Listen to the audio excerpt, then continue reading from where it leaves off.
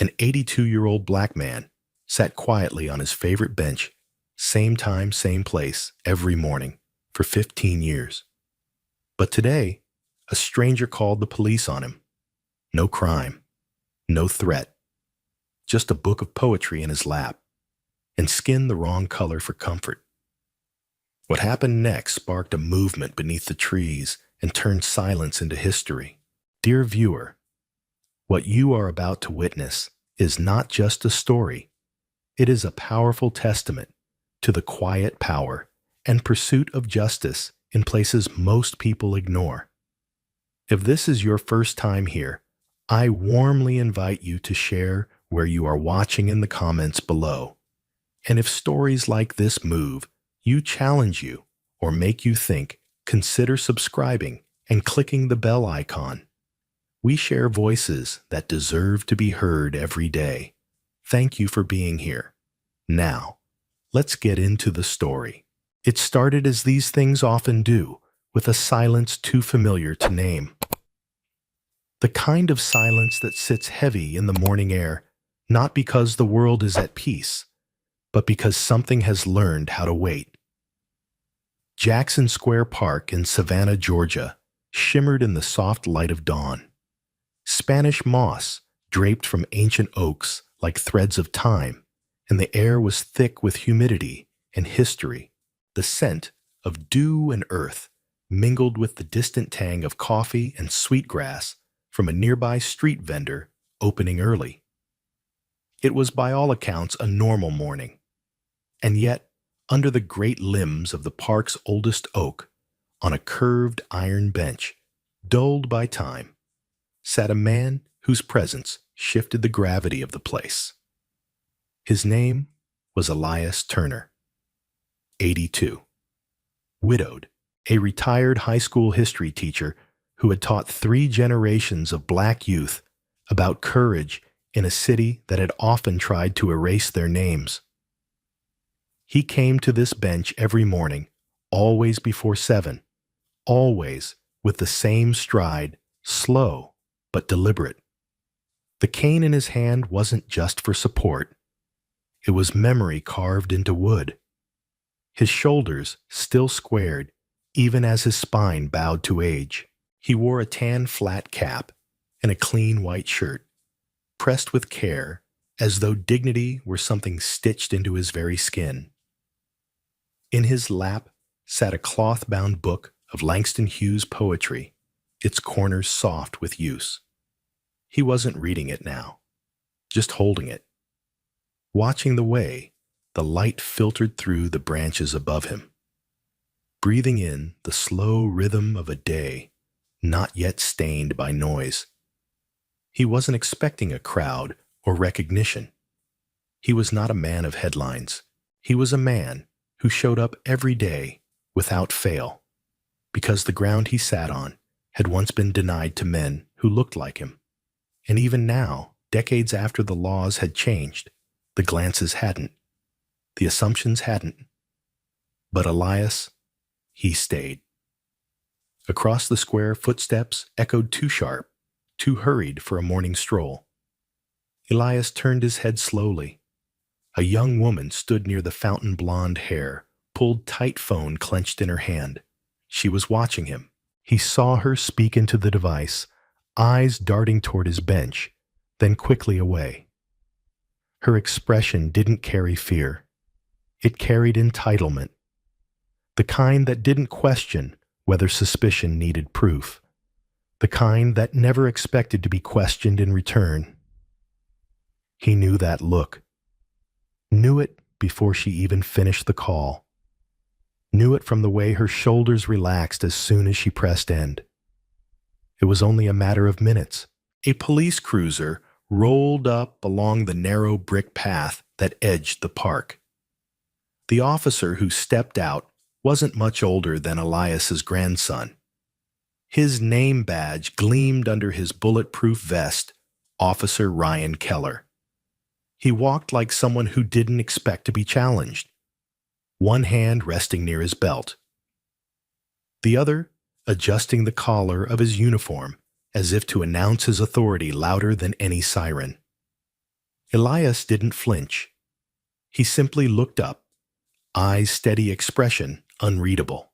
"Sir, Officer Keller said I'm going to have to ask you what you're doing here this morning." Elias blinked. "Once. Twice. Sitting." The officer cleared his throat. "We got a call.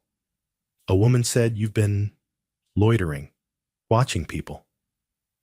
Elias tilted his head, the corners of his mouth tightening just slightly. "This is a public bench.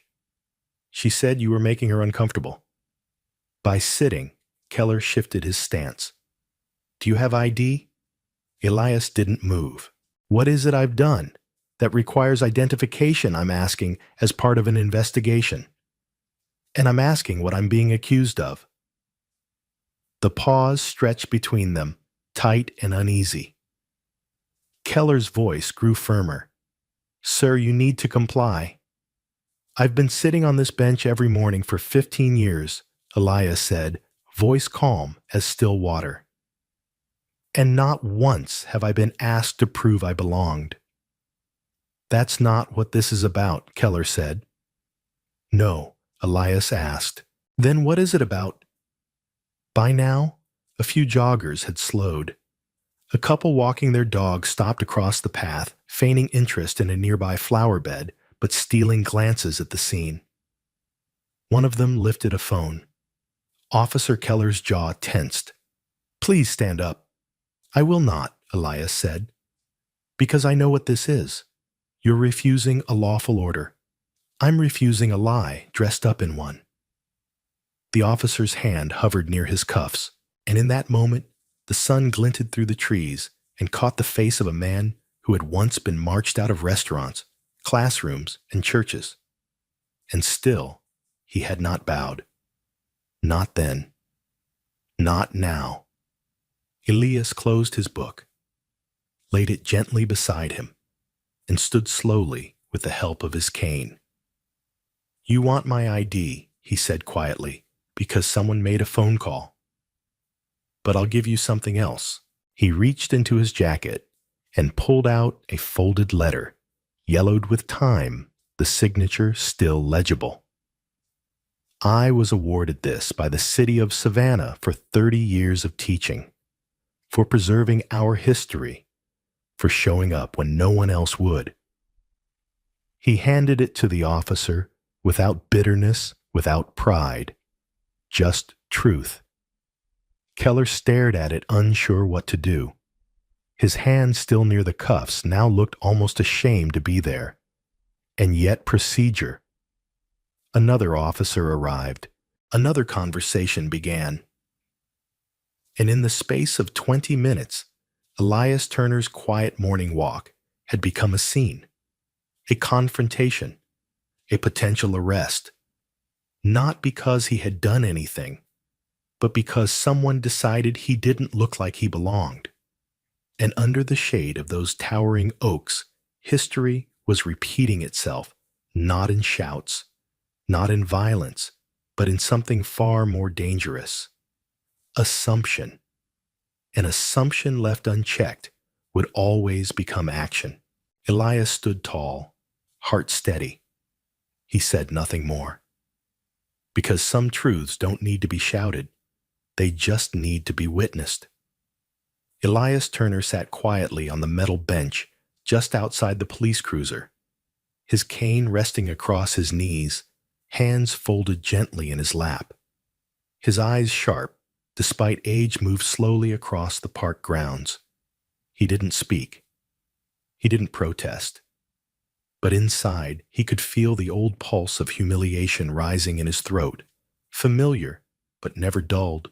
The officer who'd questioned him, Keller, now paced a few yards away, speaking into his radio, with short clipped words, as if trying to justify a response he already knew was unraveling.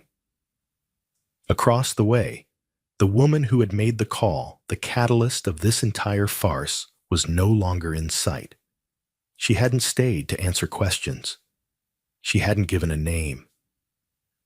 Her accusation had vanished into the air, faceless, unaccountable, but its impact had rooted itself in every corner of that morning, clinging to Elias like the humid Georgia air. Another officer arrived, a woman this time. Younger, black, her nameplate read J. Warren. She approached cautiously, her expression unreadable. She didn't greet Elias right away.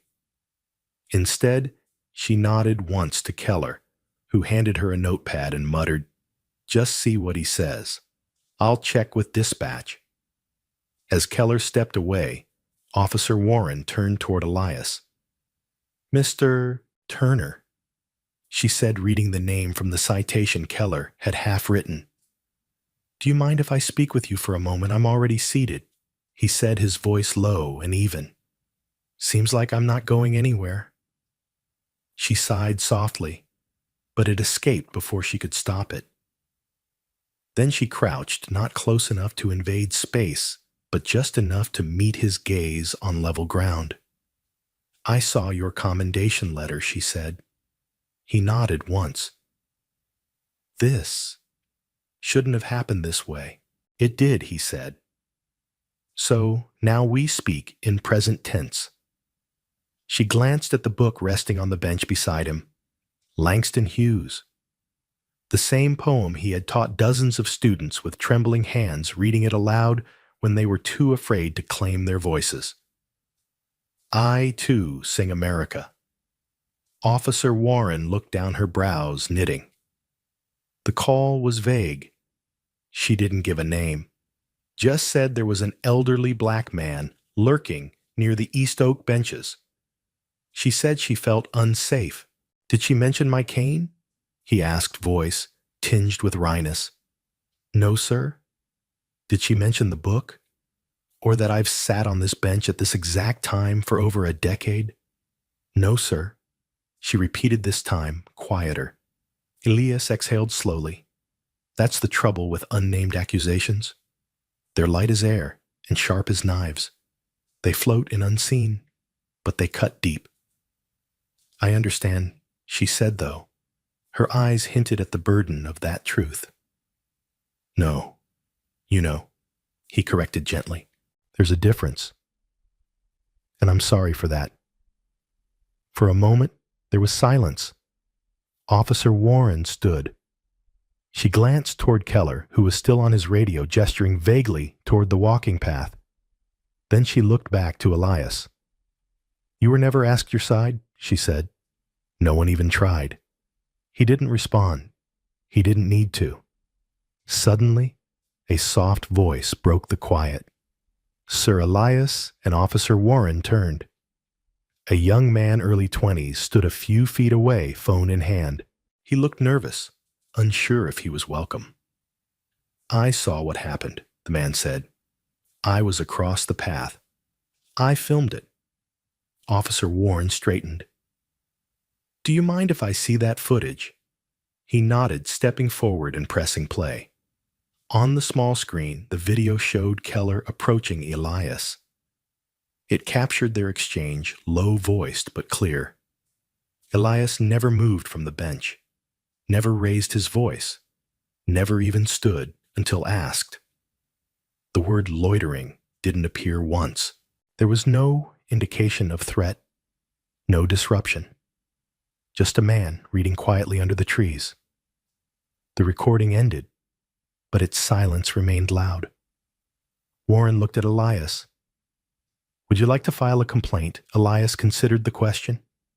Not for vengeance, not for spectacle, but because truth, even when quiet, deserved to be recorded. "Yes," he said. And not just against the officer, against the system that accepted an anonymous fear as more valid than my name. Warren nodded. "I'll help you draft it." Keller returned, then eyes flicking between the two. "What's going on?" "I've reviewed the witness footage," Warren said. "Mr. Turner has committed no infraction." Keller shifted uncomfortably. The woman said she didn't leave a name. "She left an impression," Elias said, "and you acted on it." Keller's face hardened, but he said nothing. Warren's voice was professional, but firm. He's free to go, and we'll need to document the handling of this stop. Elias stood slowly, the cane steady beneath him. He picked up his book, brushing a speck of dust from its cover. Then he turned to Keller. "Officer," he said, "next time you see a black man on a bench, ask his name before you assume his intention." He paused, then added, "You might learn something." Without another word, he began walking toward the garden path that led to the park's southern exit. Officer Warren followed him for a few steps, then stopped. Behind them, Keller remained by the cruiser, alone, staring down at the notepad in his hand, one that now held an unfinished citation, without a reason, without a name. In the stillness beneath the oak trees that had stood longer than any badge or bench, a shift had occurred. Not loud, not fast, but undeniable. Because an accusation without a name may start the fire, but a man who refuses to be erased, he carries the flame. The morning after the incident at Fairmount Park, the video had already reached over 500,000 views. It had been posted anonymously, titled only, "This is what respect looks like." No hashtags, no flashy captions, just the raw, unsettling footage of Elias Turner, a 78-year-old retired school principal, being questioned and nearly cited by Officer Keller, accused not with evidence, but with a whisper of discomfort from a passerby. The internet didn't need dramatics. The truth had been enough. Elias had not spoken to the media. He hadn't answered the flood of calls that lit up his phone overnight. Instead, he sat on his porch in West Philadelphia, quietly watching the sun climb over the row houses and listening to the occasional shout of school children echo down the block. His cane rested by the step, the same one he had leaned on in the park. His Langston Hughes book lay open on the armrest, but he wasn't reading it. Not yet. By mid-morning, a knock interrupted the quiet. It was Officer Warren. She wasn't in uniform, just jeans, a sweatshirt, and a look of weariness behind her otherwise composed eyes. "I'm off duty," she said when Elias raised an eyebrow. "I brought something." She handed him a manila envelope. Inside were printed statements from 3 park visitors, witnesses who had come forward in the last 24 hours. One was the young man who had recorded the video. The other 2, a woman who had been walking her dog nearby, and a maintenance worker who had been trimming hedges at the north entrance, had contacted the precinct after seeing the clip online. They all offered their names, Warren said. Full names, addresses, phone numbers. They didn't just see. They spoke. Elias nodded slowly. "Witnesses with names," he said. "That's what makes the difference." Warren looked down. "It shouldn't have to be that way." "But it is," Elias said, "until the system stops weighing silence over presence." He invited her to sit, motioning to the chair beside him. She hesitated, then did. "They've opened a review," she continued. "Internal Affairs is stepping in. And Keller's been placed on administrative leave." Elias said nothing. His silence wasn't satisfaction. It was thoughtfulness measured and deliberate. "I've had a lot of people ask me if I was scared," he said after a moment, when Keller stood in front of me, hand twitching near his belt. "But I wasn't. I was tired. Tired of how many times I've lived that moment." Warren listened, letting the pause breathe. "I was 16 the first time I was told to leave a public bench," Elias went on. "Downtown Atlanta. I had a library card in my pocket and a bruise from a baton by evening. And every decade since, the scenery's changed, but the stories stayed the same. And yet," Warren said softly, "you sat anyway." He looked at her. "If we don't, who will?" They sat in silence again until she stood brushing her hands on her jeans. "Thank you for yesterday," she said. He shook his head. "Don't thank me. Just remember." That evening, the news picked up the story. They didn't lead with rage. They led with Elias's name, not elderly man or black male. They said Elias Turner, retired principal and longtime community mentor. Names hold power. Names reshape narratives. The mayor issued a statement. The police department scheduled a town hall. And while the institutions scrambled to issue polished responses, something far more powerful was building under the surface. Emails began pouring into the local NAACP office. Messages from retired teachers, former students, strangers across the country. Some had been pulled from benches themselves. Others had sat and watched in shameful silence. Many began to speak publicly for the first time, and that's when something shifted. A local high school teacher, Ms. Jamila Pratt, reached out to Elias personally. "We're organizing a student walkout next week," she said over the phone. "Not just for you, for everyone who's ever been erased." Elias hesitated. "You sure that's the right approach?" "It's not about protest," she said. "It's about presence.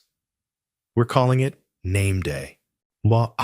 Everyone wears a tag, not their student ID, not their nickname, their full name, who they are, and something they've survived. We're reclaiming what gets ignored. Elias exhaled slowly. That's a lesson I never thought I'd see taught. A few days later, he stood in front of a school auditorium filled with students, teachers, and families. Ms. Pratt introduced him simply as the man who didn't move. Elias took the mic.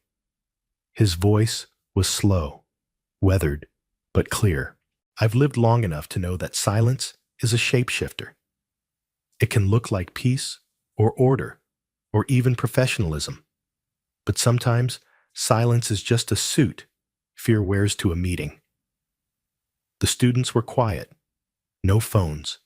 No chatter. And names, he continued, are more than letters. They are claims. They are flags. They say, "I am here. I will not be guessed at. I will not be rewritten." He paused, scanning the room. "When that woman in the park said she felt unsafe, she never used my name, because she didn't need to. My body was already the accusation. And when the officer came, he didn't ask who I was, because to him, I was already guilty of existing wrong." Elias took a breath. The students leaned forward. "But now you've spoken. You've written. You've filmed. You've signed your names. And in doing that, you've made sure the truth isn't lonely." When he stepped away from the podium, the applause didn't roar. It rose a steady sound like a tide that refuses to be ignored. That night, back on his porch, Elias reread the letters that had come in the mail. One from a woman in Oregon who said her father had been turned away from a public pool in 1963. One from a young black pilot writing from an airbase in Arizona saying he'd printed Elias's words and taped them above his bunk. Elias closed the final envelope, folded his hands, and whispered, "I see you, because witnessing matters. But bearing witness with a name, that's how change begins." The trees in Fairmount Park had always stood quiet witness to children's laughter, to lovers' whispered promises, to joggers pounding out stress along gravel paths. But now they were bearing witness to something else, a movement born not from a headline, but from the silence that came after, a silence that demanded to be broken. It started with a gathering. No press, no podium, just a circle of chairs beneath the canopy of old sycamores, where Elias Turner had once been questioned for daring to sit still. Dozens showed up, then hundreds. Some brought folding chairs, others simply stood. There were young parents holding toddlers, retirees with walking canes, college students with notebooks and fire in their eyes. And there was Elias, sitting in the same spot as before his Langston Hughes book, now resting unopened in his lap, his gaze fixed on the horizon. No one called it a protest. Not at first. It didn't need a name. It was something older, truer. A reclaiming. Justice one woman said into the circle shouldn't arrive only after we bleed. Elias listened.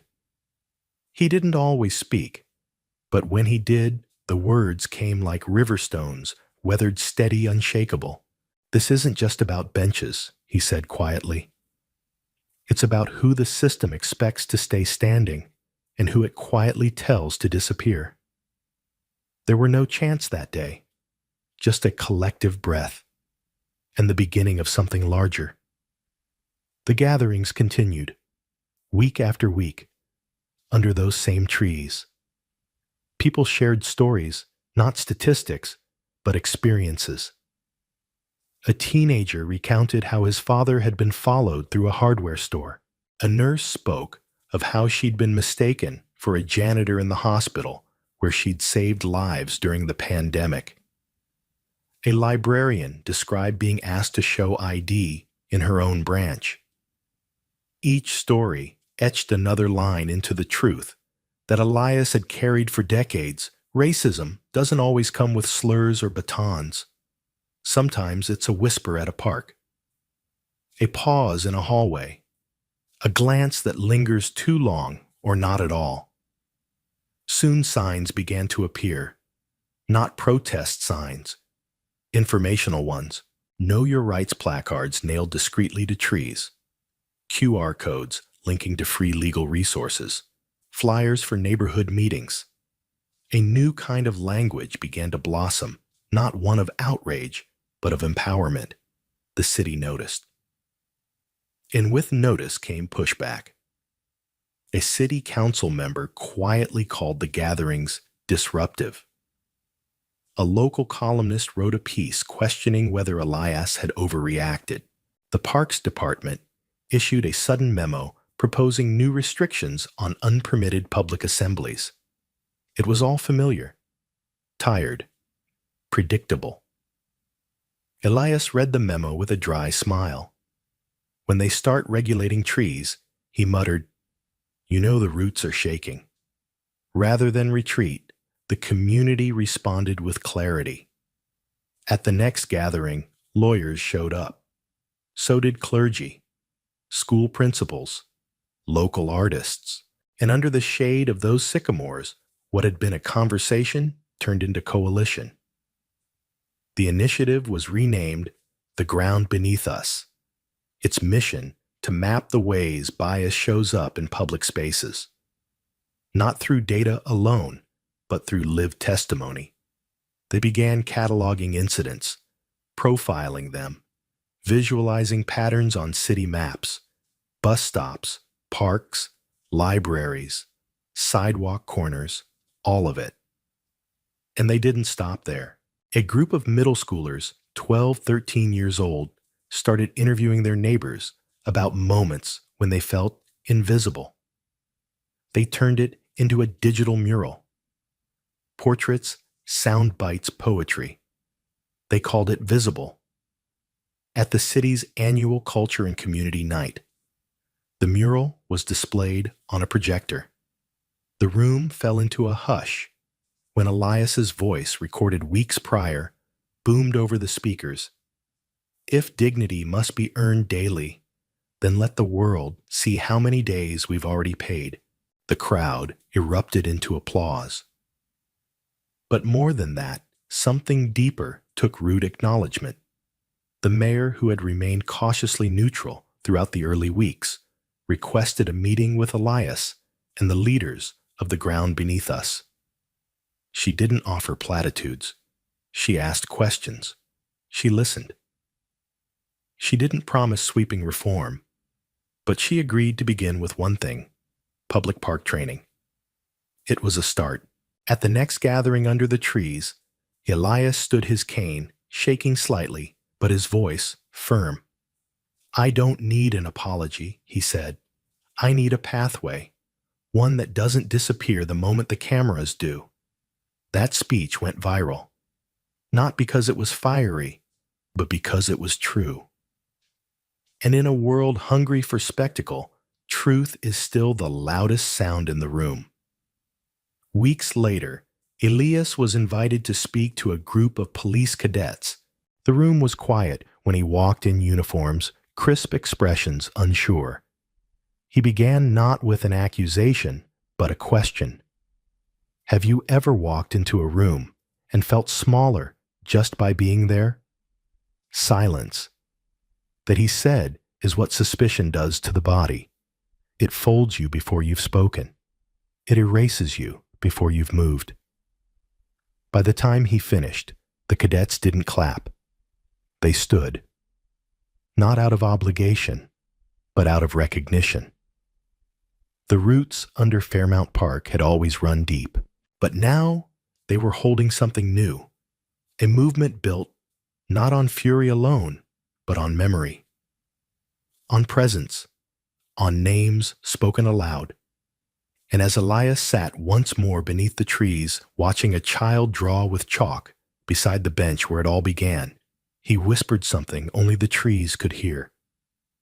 Let them remember not just what happened here, but who stayed. It wasn't the banners, the speeches, or even the new policy drafted by City Council that marked the shift. It was the wind. It came one early morning in late autumn, gentle at first, but insistent. The kind of wind that carries something with it, not just leaves, but change.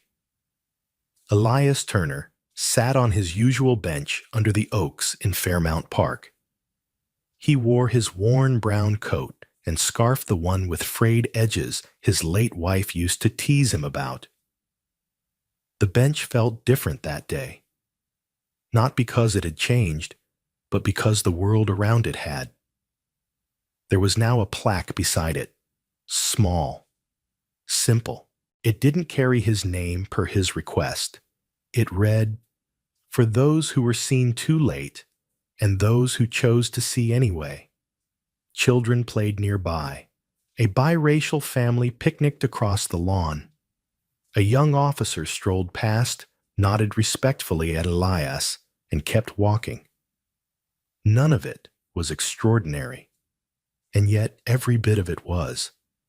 Elias closed his eyes and felt the wind press softly against his face like a hand steadying him. Earlier that week, the mayor had invited him to the dedication of the new Community Oversight Center. He'd declined the podium, but stood among the crowd. He watched as young organizers, those who had once stood under the trees with him, now led the next charge with confidence and clarity. They were loud in the ways he never had been, and he loved them for it. He wasn't the face of the movement anymore. And that, more than anything, meant it was working. As the wind swept past, Elias leaned forward on his cane. His joints ached, but there was still warmth in his chest, a quiet, pulsing certainty. Not victory, not yet, but momentum. And a long, overdue dignity returned. A child ran past him, laughing her sneakers, kicking up gold leaves. She glanced back at him, grinned and waved. Elias raised his hand in return, just a small gesture, but in it was a lifetime. She would never know his name, but she would grow up walking in a world where someone like him had once sat still, long enough, strong enough to help it shift. And that was enough, because the wind had changed. And this time, it was carrying their names forward. Elias Turner never set out to make history. He didn't crave headlines, applause, or recognition. All he ever wanted was a quiet morning walk, a place to breathe beneath the old oaks of Fairmount Park, and the dignity to exist without question. But as the story of Elias unfolded one morning, One accusation, one arrest, it revealed something much larger than a single man. It uncovered a truth many have felt, but few dared to confront, that even in stillness, even in silence, the lives of people of color are often weighed by assumptions instead of facts. From the moment Elias was approached by an officer who never asked his name, the wheels of injustice began turning. His presence, his posture, even his calmness became suspicious in the eyes of those trained not to see people like him as belonging. And yet, through every humiliation, every indignity, Elias held on to what they could not take his resolve. He didn't fight with fists. He fought with his presence, his stillness, his unwavering refusal to apologize for existing. What began as a quiet encounter quickly spiraled into something far more powerful. Witnesses stepped forward. Names were spoken. Videos circulated. And beneath the trees, where he was once handcuffed without cause, a movement began. Not of anger, but of accountability. Not rooted in rage, but in reclamation. Elias's story became a mirror. It forced the city of Charleston and cities across the nation to ask hard questions. Who do we listen to? Who do we protect? And what do we do when the systems meant to serve justice become blind to their own bias? But perhaps the most remarkable part of this journey was not just what Elias endured, it was what he inspired. Young people found their voice in his quiet defiance. Activists rallied beneath the very trees that once bore witness to his humiliation. Lawmakers who had looked the other way were forced to look again, and this time not turn away. A new oversight board was formed. Training policies were rewritten. And the park, once indifferent to who walked its paths, now stood as a place of remembrance and responsibility. Through it all, Elias remained unchanged in the ways that mattered most. He still walked each morning, still greeted neighbors, still watched the birds land on the bench beside him. But the world around him had shifted, not completely, not forever, but enough. Enough to let a little girl wave without fear. Enough to let a young officer nod in respect rather than suspicion. Enough to remind us that change isn't a tidal wave, it's a ripple started by the weight of one still soul refusing to move. Elias Turner's story is more than an incident. It's a reminder that dignity must never be conditional, that justice must not require a title to be recognized, and that the real fight against racism isn't always in protests or headlines, but in ordinary moments where courage meets conscience. In our lives, we may not all be called to protest. We may not all carry badges or titles, but we all have the power to ask better questions, to look more carefully, to speak when silence becomes complicity. Elias teaches us that sometimes the bravest thing we can do is simply to stay seated, to hold our ground, not with fury, but with grace, and trust that truth, when seen clearly, is powerful enough to bend the system toward what's right. If Elias's story moved you, if it reminded you of your father, your neighbor, your younger self, or someone who was once overlooked, you can honor him in one simple way. Stay curious. Stay awake. Speak someone's name before you speak your fear. And if you believe, more people need to hear stories like this, stories of quiet power, resilience, and truth. Subscribe to this channel. It costs nothing, but it means everything. Your support allows us to keep telling these vital stories, the ones that often go unheard. Click that subscribe button. Turn on the notification bell. Share this video with someone who still believes in fairness, in community, and change that starts with a whisper and ends in transformation. Because here, we don't just tell stories, we remember people. We remember truth. And together, we keep the light on for justice. Thank you for watching. We'll see you in the next story.